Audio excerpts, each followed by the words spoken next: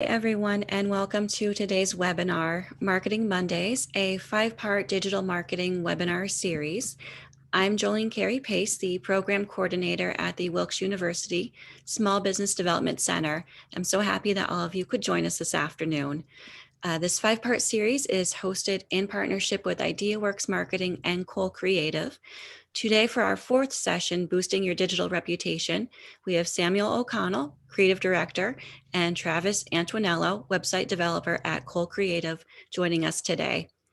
Just a quick note to please put yourselves on mute so that we can avoid having any background noise. And also, as we go along, you can type any questions that you might have into the chat box, and there will also be time at the end of the presentation to ask any questions you might have. And now I will hand it over to Sam and Travis. Thank you. Thank you, Jolene. Once again, we're really excited to be here. Last week was a lot of fun, so we're looking forward to diving deeper this week. Now, last week we discussed getting your business online, if it's not online or if you're in the process of getting online, and why that's important. So whether that was a website, developing, building, and releasing a website online, or through social media.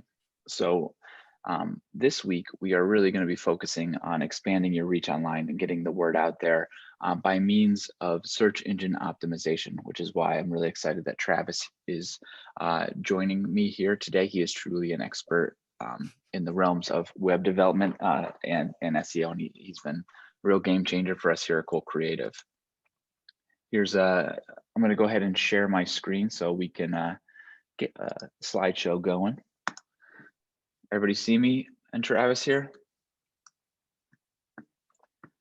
Yep, I see it at least. Perfect. So there's me and Travis photoshopped here together.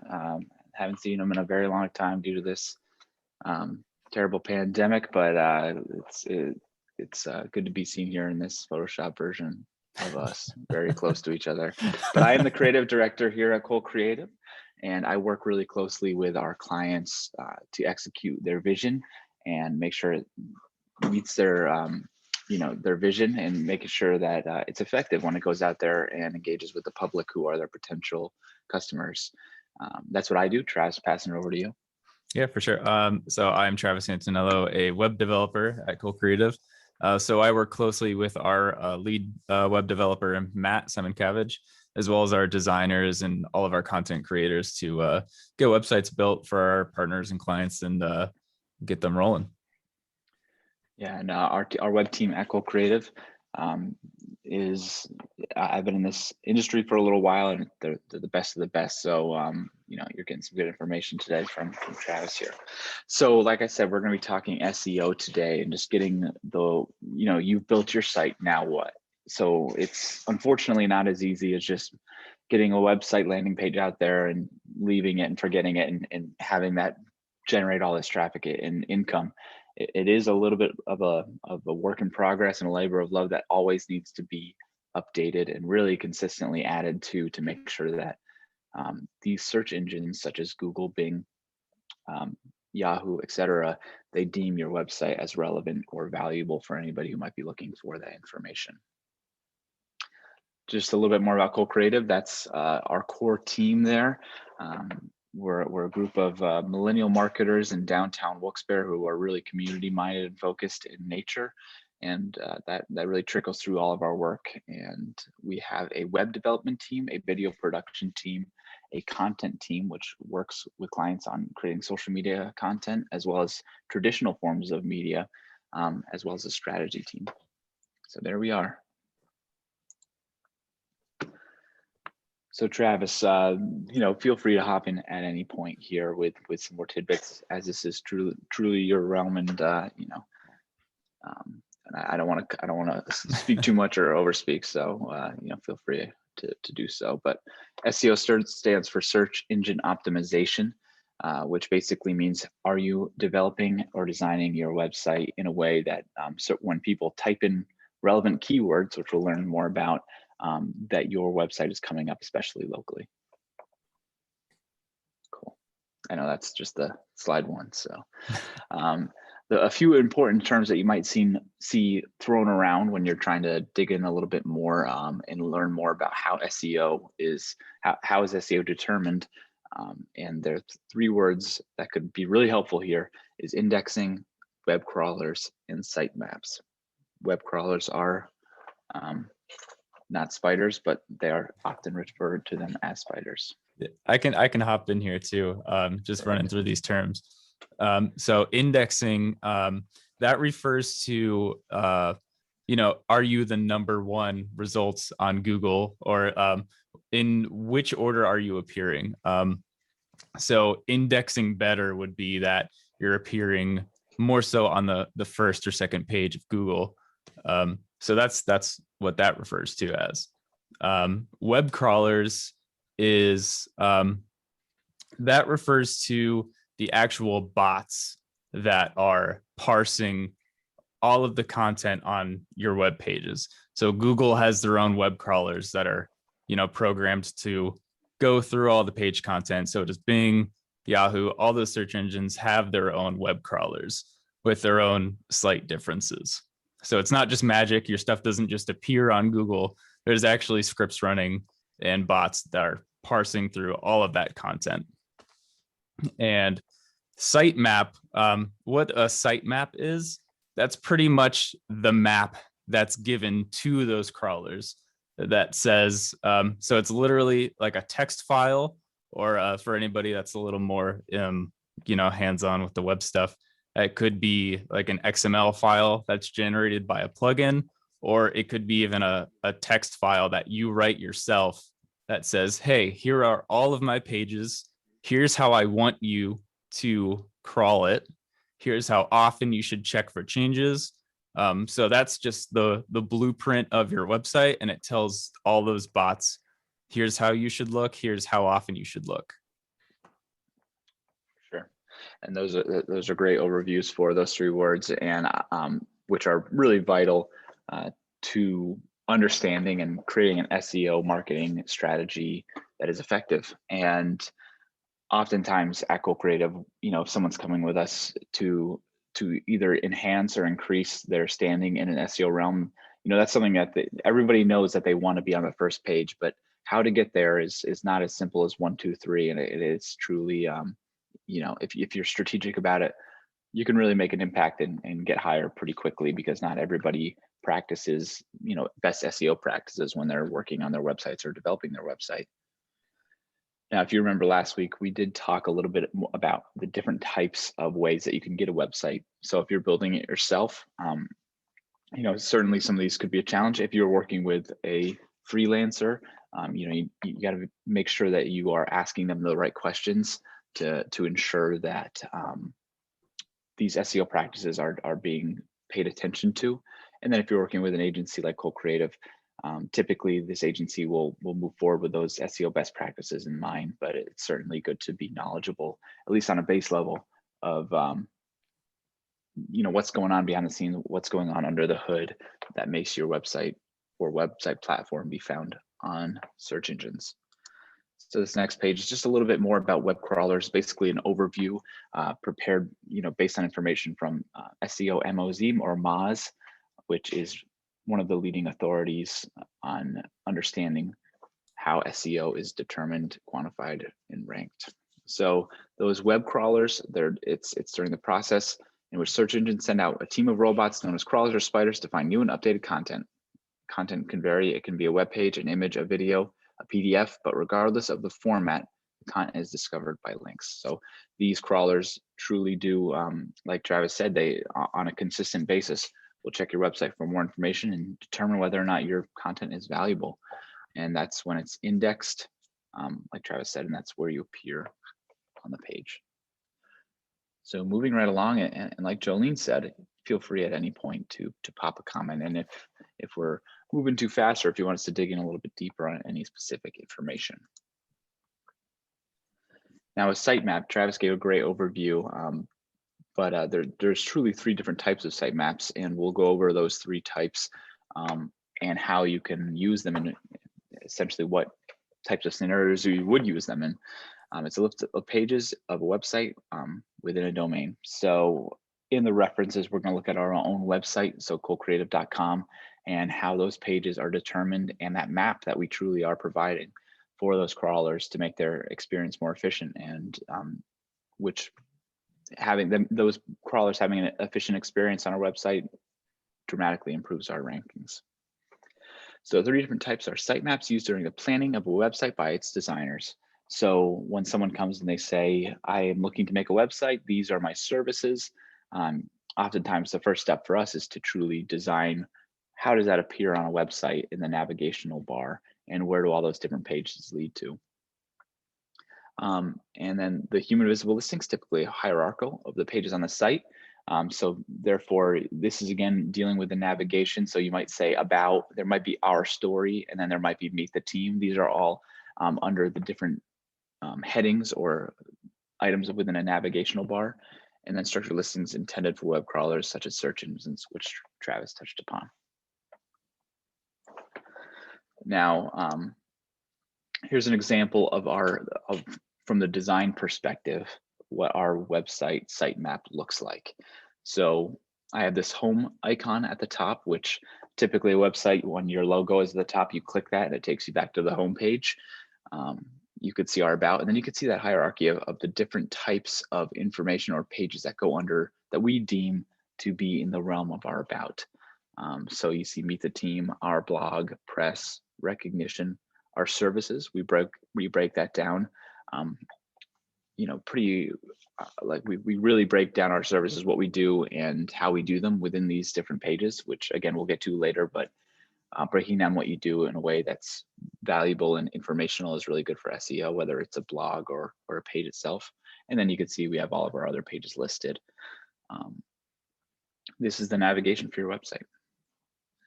We got this way. This is Matt, our lead designer and developer, by creating this is in the design phase. We literally design what the site is going to look like by writing it on a whiteboard. You can do this on a piece of paper, or if you're using Microsoft Word, you can create boxes. And this is something that you would provide to your developer, or if you're developing it yourself, you want to create a visual map of how your website's going to look and how people are going to navigate through it. Make sure that it makes sense. Make sure that it's easy to understand. It's easy for people to understand what you do, who you are, and why you do it. And then furthermore, how they can reach out to you and procure your services or purchase your products. All of our websites start in this phase, this draft phase, where we truly do design the site from A to Z. Now, how you come up on a website search is based on what people are typing for at the end of the day. So what kind of keywords or phrases are you using? And even Travis, you can speak more to this. Google is always improving how their algorithm, which maybe you can even explain what that is, searches for things. So it really is looking for phrases rather than just simply keywords these days. Right. So just keeping in mind, when you're searching for something, sort of the old way that was brought up before was using lots of keywords. So people would think they have to have all these certain keywords, peppered throughout their web page. But when you are actually typing in Google, you're not typing, I'll use the nachos example, like nachos, cheese, chips. Like you're not typing that kind of phrase. You're searching where can I get nachos in Wilkes-Barre? So you're searching for these phrases rather than these keywords. And also keeping in mind the voice assistant technology. When you're saying, okay, Google, I'm probably going to trigger my thing over there. But you're actually speaking. I don't understand. Yep, there it is. But you're actually speaking that phrase out and not just, chunked words. So that's what you want to keep in mind, is like these longer phrases rather than just keywords. Yeah, I mean, technology on a week to week, if not day to day basis, is rapidly changing, and search engines are also shifting and changing to accommodate, what's happening in the world around us, how people are interacting with technology. And it truly makes a difference to understand what options, how people are searching for things if you want to appear. And we'll get a little bit more into that as we go. Right. And to jump into that algorithm thing, you'll hear every once in a while, it'll come up in tech news or on articles saying like, oh, Google is changing their algorithm. Are you ready? Like, is your website ready? So essentially, the people that are programming Google's web crawlers and indexing, they've developed this to a point where they can sort of look at the content of a page and say, is this actually valuable information? Are people finding this information valuable? Should we be showing this page to people? Ultimately, with figuring out if your page content is going to make Google algorithms happy, number one is just making sure it's useful information and something that people are going to deem worthy of showing other people. So that's just one way of thinking about this, these algorithms and how they're always changing. For sure. And then when you're in the beginning planning stages of your site, or even if you're looking to update it, truly, what are your top 10 keywords that you want people to integrate into these phrases in order for your product, service, or business to appear? And how can you use them throughout the site in a way that's not just copying and pasting the words, that provides value and would make you appear in a ranking? Make a game out of it and see, okay, well, I made all these changes and now I'm here on the website, or now I'm here on Google. And it's pretty fun, and the results obviously have an impact on your business, so it's important too. Now, one question that we do get asked in regards to SEO and getting people to your site is it worth having social media? Travis, do you have any opinions on that? It is 100% worth having social media. Though I will say having less better maintained social media is better than having multiple accounts that you barely post on. But ultimately, you're creating all of these new pages that can come up in Google for free. So yeah, definitely. Yeah, I think quality and quantity, when it can be combined, is so good. So the more links that you have going to your website is extremely valuable. But like Travis said, if you're not updating a social media, it's better to not have it, just because outdated information can be a turnoff, or you could lose a customer's trust. And they pull up your Facebook account or your Instagram and you haven't posted in 3 years. Yeah. A question will arise: is this business still in operation? And is this still, is this content relevant to me and what I'm trying to find? Definitely. So, like you said, a consistent and positive presence on social media is often a game changer when it comes to getting people to find you on your website.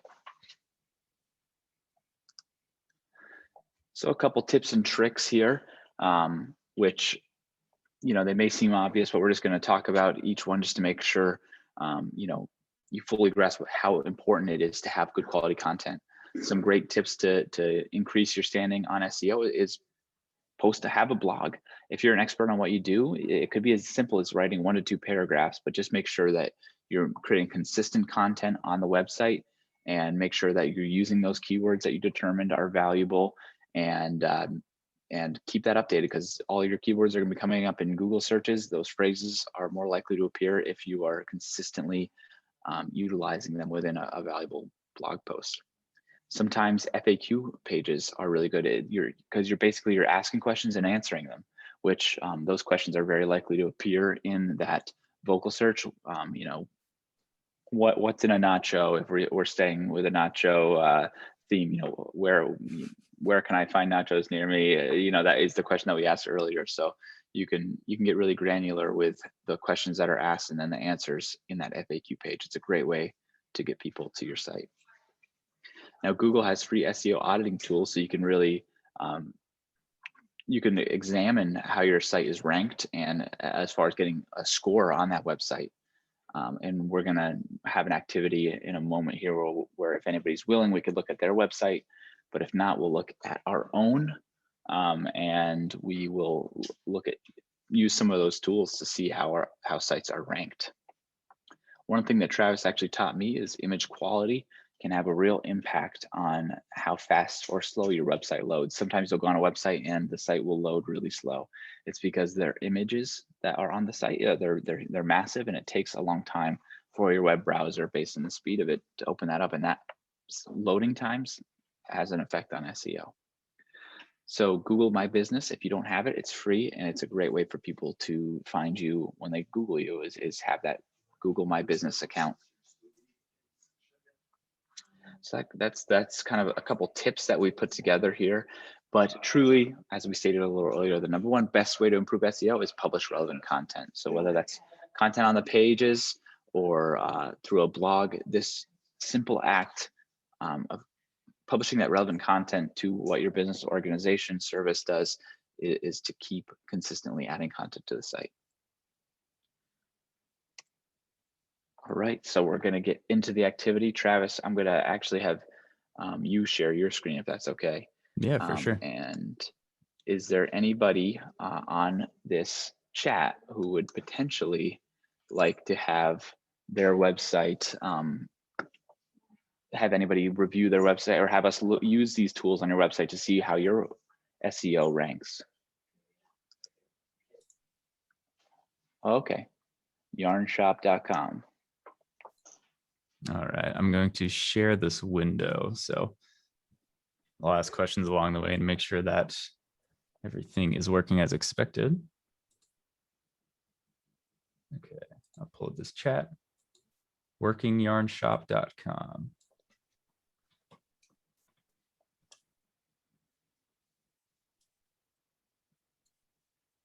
Okay, is that appearing right, Sam? Looks good to me. All right, cool. Cool. Looks like a web store here. So yes, Google has built-in dev tools, and part of that dev tool suite is what's called Lighthouse, and that lets you do audits of a few different types. So I'm going to press F12 here, and Sam, do you see this panel come up? Yep. Okay, cool. So on the right side, you'll see that there's categories of performance, PWA. You don't have to really worry about best practices, accessibility, and SEO is the one we're interested. So I'm going to have that check marked. And then you could also check on different device types. So you can run an audit on your mobile site versus your desktop site, just in case any of that content is changing. So I'm going to select desktop, and I'm going to hit generate report.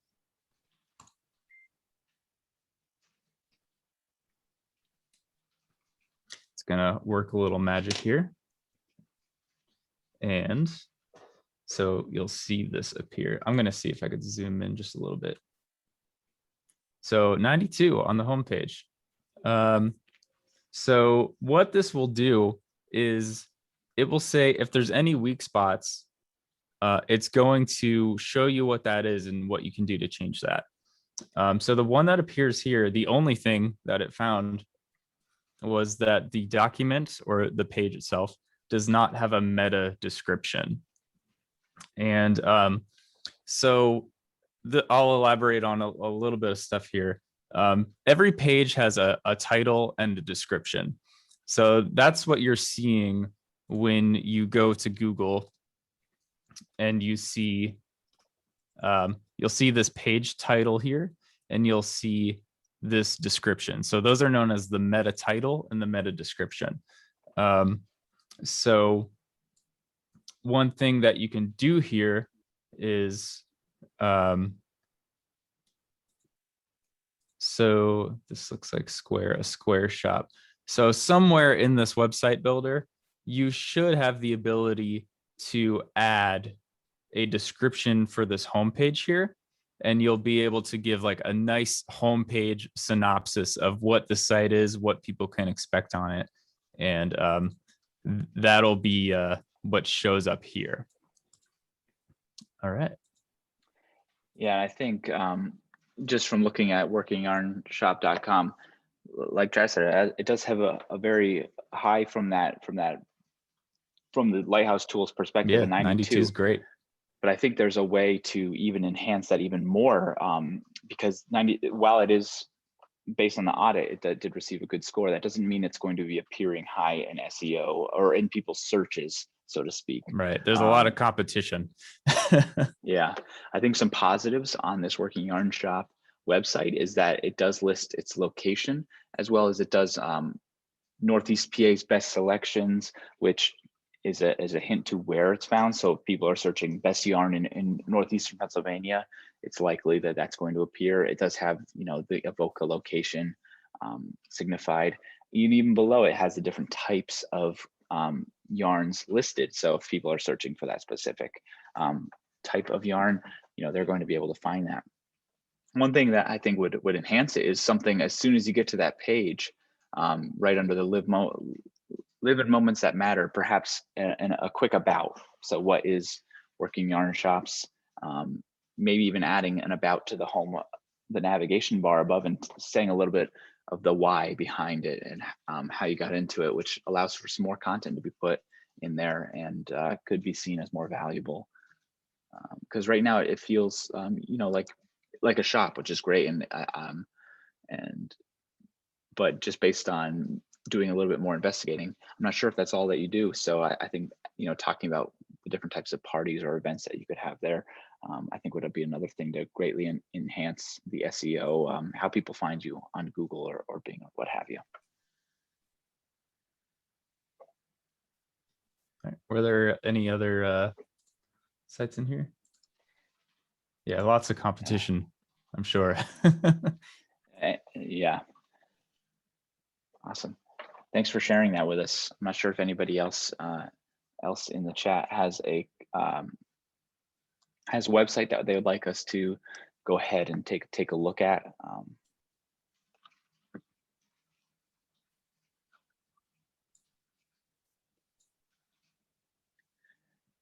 Cool. And if not, we could even just to give you another example. Perhaps we can take a look at Cool Creative. Yeah, for sure.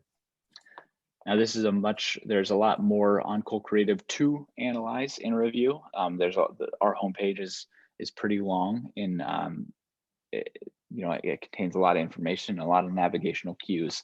So it might take a moment to go ahead and process that.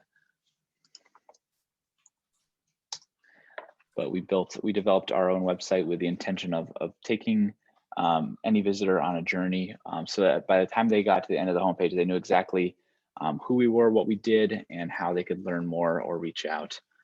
As you can see right on the homepage, we have a video header, which for us as a video production company is very important, but there is the potential for it to slow the site speed down a little bit based on how we did it, but I think we've done it in an effective way. Okay. All right, so also a 92 here. One thing that comes up, search links are not crawlable. So one thing we can do is identify what that element is. And also sometimes on these tools, there are I don't want to say false positives, but sometimes elements aren't exactly what the Lighthouse thinks it is. So what this link is actually, it's not a link to anywhere, which is why this is coming up as not crawlable. It's just a JavaScript link that opens up a menu. So that's why this is coming up as not crawlable. That is one of the many things that also needs manual checking. So sure. This structured data being valid, that's another thing that the Lighthouse can't just, it's not fully automatic. There is a lot of manual checking things here. So this link is one of those. Awesome.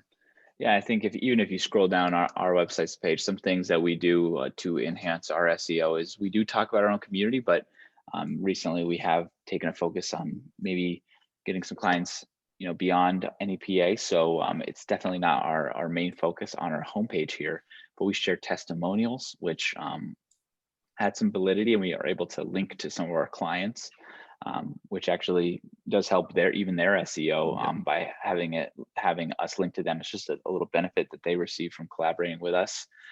If you scroll down, you'll see a very active portfolio.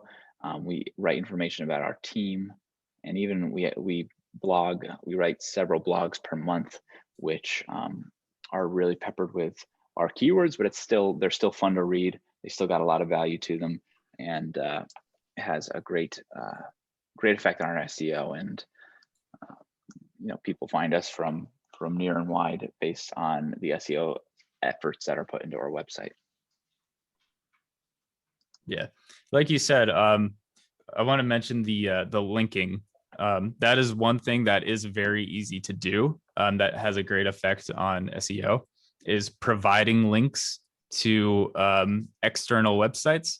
But one thing you can also do is link to your own posts. So when we're creating these blog posts, one thing we keep in mind is linking out to these companies we're talking about, or these partners we're talking about. But we can also link to other blog posts that are relevant, and sort of create this chain of links you could follow, and sort of fall down into a rabbit hole of just reading content. There's a term, if you're curious, that you can Google, called link authority, which basically says if a well-known company has like a nice big website that people, it has a big authority. If it provides a link somewhere else, there's a good chance that it's something you should know about, because this company has this authority, this reputation. So if they link out to you, there's a good chance, okay, you might mean something, you might be worth checking out. So that's one of those many floaty SEO terms that you can check out and start digging into, is link authority. A great way to get link authority is perhaps even sending out press release if you do something, because local news outlets, if they do a story about your business, they'll often link to your website, and that's a great way to get links to your website, by making sure that if they are doing a story on you, make sure they have your website link so that they can add that to the story, and increase that link authority. Great thing for us is we're involved in things like the American Advertising Association, and they link to us from their directory, and that counts as a positive link for that link authority. And there's all sorts of databases that you can get onto, which would link back to your site, which would be viewed as a website with authority. So there was a question that popped up in chat from Ricky. How important is your website name in SEO? For that, I would say your actual website name. I don't think you have to put too much weight into changing your name if you don't think it's going to be good. I think your branding overall is probably more important than trying to find the perfect title.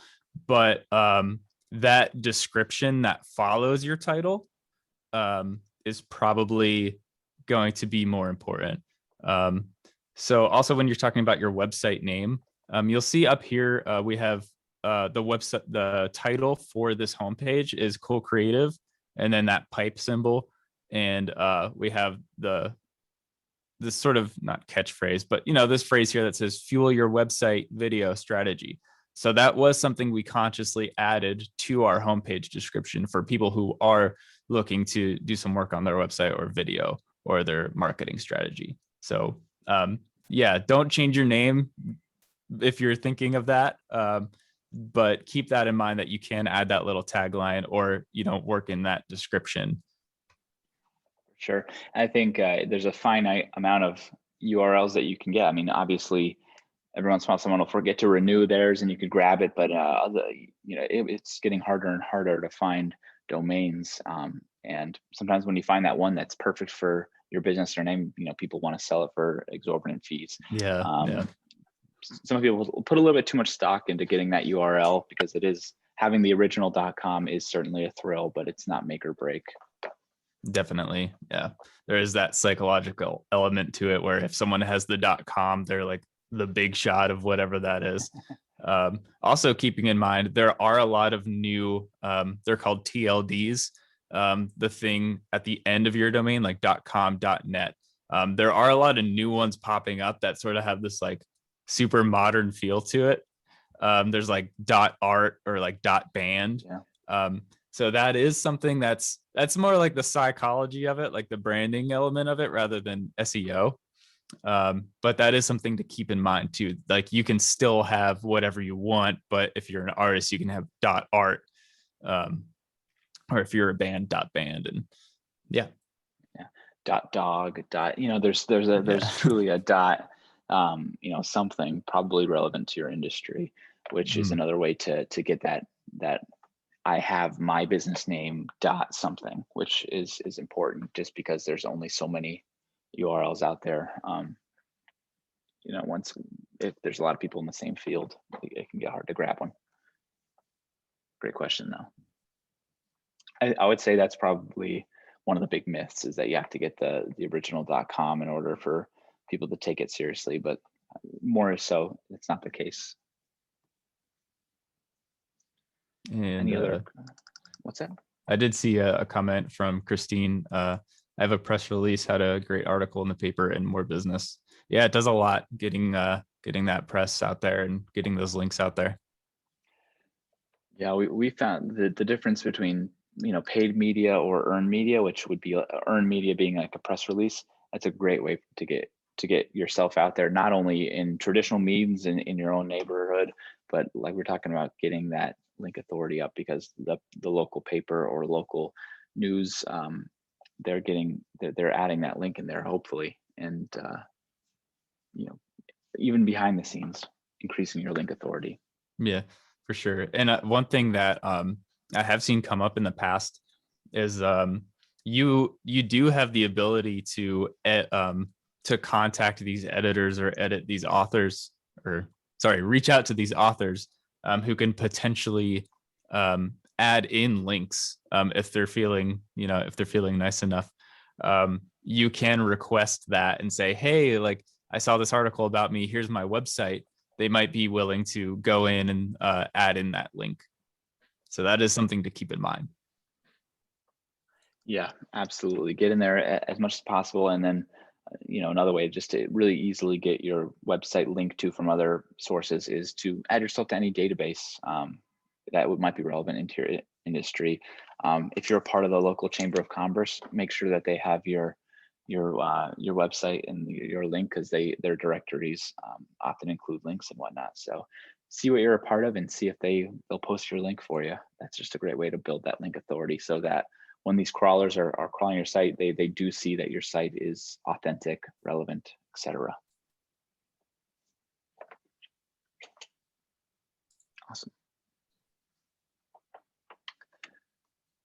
Now that is the end of our presentation, our official presentation, as far as slides go and as far as this activity goes. I don't know if anybody has any questions or thoughts. I think a good resource for anybody who would like one, and can certainly feel free to reach out, would be this SEO tool that you use, Travis. We can make a quick document of how to use it, how to get it plugged in, as well as a couple other options to look at your own website's SEO and see how it compares. A great thing to do to test SEO is maybe even run these reports on your competitors' websites to see how they're ranking, see what they're doing right, see what they're doing wrong, and see how you can potentially get the edge over them in certain aspects. But feel free to drop any questions in the comments here before we wrap up. You mentioned a question from Ricky. You mentioned .png versus .jpeg images, which loads faster. So there is the concern of transparency. So oftentimes PNGs are used for images that have transparency. So if you're dropping a logo like over a background, like a lot of times that's a logo with a transparent background. But generally, JPEG images load faster, especially if you're using the type called progressive JPEGs, which you may have seen when you're loading a website. a big image loads, but it's sort of blurry at first, and then it loads another pass and it gets a little less blurry, and then it loads another pass. So you can load those super, super fast. So there's this metric in page loading times called time to first paint, which means how quickly does the whole website load. So if you're using an image that gets, it just does the first pass and it's instantly there, the first paint is there faster. But PNGs aren't compressed versus JPEGs, which you can compress at different levels based on your needs for the image quality.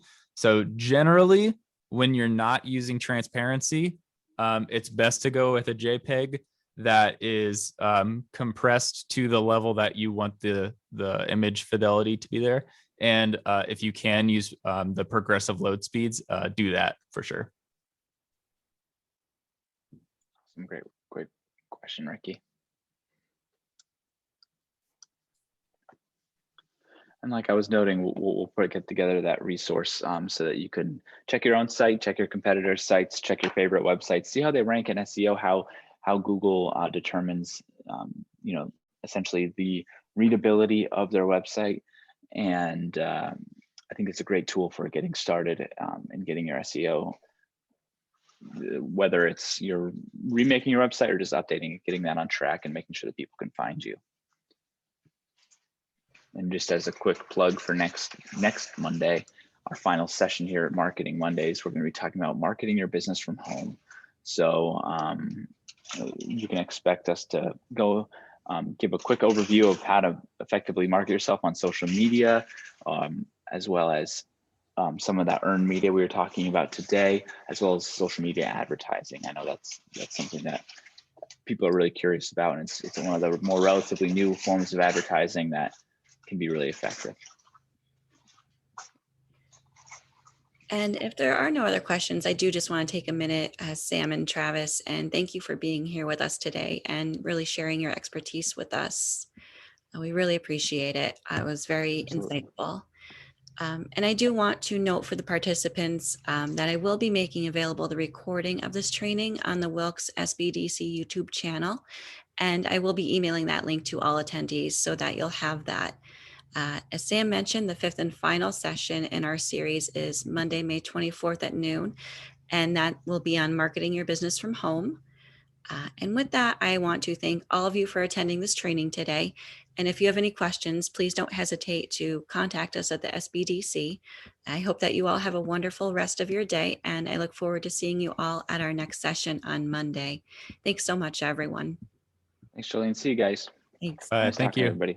Bye.